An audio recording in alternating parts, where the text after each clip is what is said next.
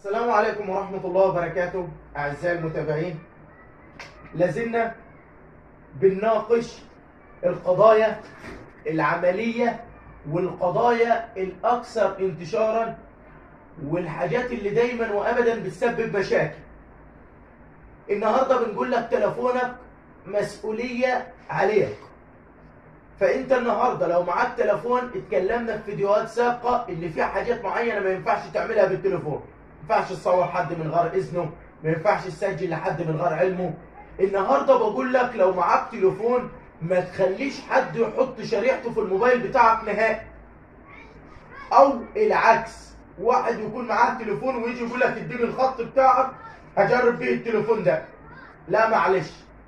طب ليه؟ اصلا النهارده لو انك التليفون اللي هو بيجرب بيه الخط ده مسروق ومعمول بيه محضر، بمجرد ما بتحط